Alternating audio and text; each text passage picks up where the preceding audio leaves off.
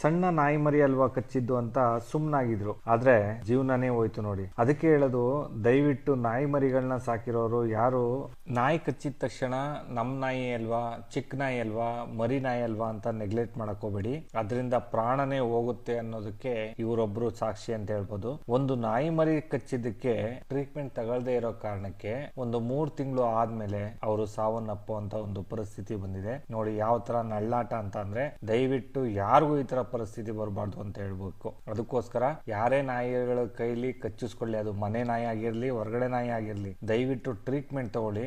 ನಾಯಿಗಳಿಂದ ದೂರ ಇರಿ. ನೋಡಿ, ಎಕ್ಸಾಂಪಲ್ಗೆ ಈ ಹುಡುಗನಿಗೆ ನಾಯಿ ಕಚ್ಚಿದೆ. ಪಾಪ ಆ ಹುಡುಗನ ಪರಿಸ್ಥಿತಿ ನೋಡಿ ಯಾವ ತರ ಆಡ್ತಾನೆ ಅಂದ್ರೆ, ಇದಕ್ಕೆ ಟ್ರೀಟ್ಮೆಂಟ್ ಕೊಟ್ಟರು ಕೂಡ ಸರಿ ಆಗದೆ ಇರುವಂತ ಪರಿಸ್ಥಿತಿ. ಅದಕ್ಕೆ ಊರಲ್ಲಿ ಸುಮ್ನೆ ಹಂಗೆ ಬಿಟ್ಬಿಟ್ಟವ್ರೆ.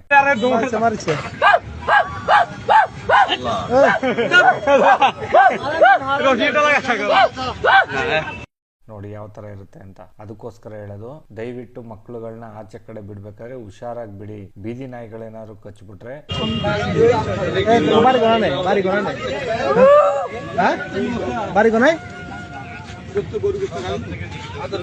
ಬಹಳ ಸಮಸ್ಯೆ ಆಗುತ್ತೆ. ಲೈಫೇ ಸಮಸ್ಯೆ ಸಿಗಾಕೊಂಡ್ಬಿಡುತ್ತೆ. ದಯವಿಟ್ಟು ಮಕ್ಕಳನ್ನ ಎಲ್ಲೂ ಬೀದಿ ಆಟ ಆಡಕ್ಕೋಸ್ಕರ ಎಲ್ಲೂ ಹೊರಗಡೆ ಕಳಿಸ್ಬೇಡಿ ಅಂತಲ್ಲ, ಕಳಿಸಿ, ಆದ್ರೆ ಸೇಫ್ಟಿಯಾಗಿ ನೀವು ನೋಡ್ಕೊಳ್ಳಿ. ನಾಯಿಗಳಿಂದ ಕತ್ತೆ ಇರೋ ತರ ಸೇಫ್ಟಿ ಮಾಡ್ಕೊಳ್ಳಿ.